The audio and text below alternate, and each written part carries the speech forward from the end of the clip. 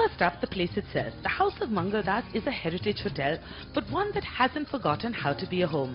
The building itself harks back to 1924, and despite the baroque flourishes of Italian mosaic, marble flooring and stained glass windows, it is a comfortable space, one that also pays tribute to those who lived here before. And even though I enjoy portrait watching as much as the next guy, I have a meal to get to. Agashiye means on the terrace in Gujarati, and spread over 2 levels, it's been named very well. The eateries themselves are cool, crowded spaces with cheerful little touches. But best of all, thalis that seem to literally spilleth over.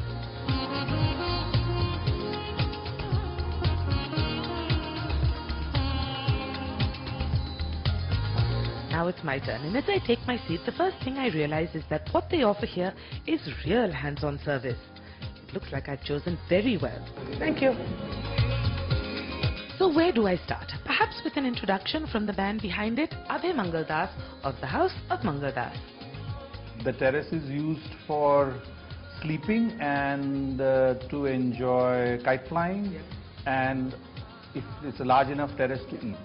The food that is served here is also served in the fashion that it's served at home, in a Gujarati Thali, which is a alloy, which has medicinal properties, because when you eat with the friction, you get few millimicrons also. And the food is like ghar ka khana. And who doesn't like their food served with some medicinal qualities attached? But thalis can wait. First up, sam farsan, a thick wedge of that delectable sponge, otherwise known as dhokla. Then another variation, this one denser and boasting a base of corn. Hearty, toothsome and totally terrific. The hanvo, I have to say, is officially my new favorite thing. Combine it with this chili and all is very right with the world. And then just to help cool things down even further, a light lovely salad. Green papaya meets peanuts. It's a classic combo, but one they give their own spin. I tell you, at the end of the day, it's just about life's simple pleasure. A clean green papaya salad, not quite the way the Thais do it, not nearly as spicy for starters, but still absolutely perfect for this weather. Alright, and with that I do believe I am now ready to take on that thali. And what a thali it is. But a moment first for the coolers it kicks off with. The buttermilk based shot of chas, or the glass of cool that is their cucumber and mint confection. Better than air conditioning, I'll tell you that. And now, on to the good stuff, but remember, you don't just dive in, there is an order to it. The thali has a very specific format.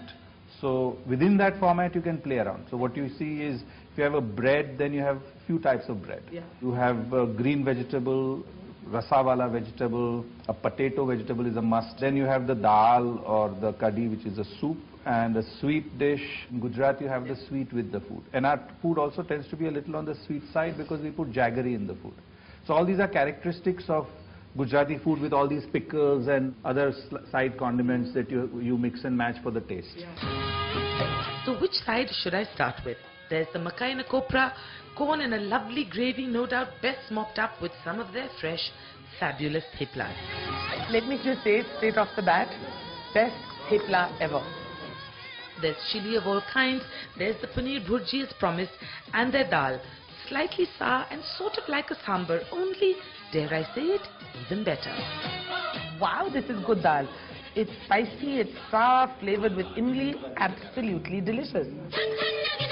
Needless to say, seconds are served before you even realize it. And since that includes more of the spiced up potatoes and more of the chanas and more of the ghee-laced khichdi, I find I am enjoying this more than I could have anticipated.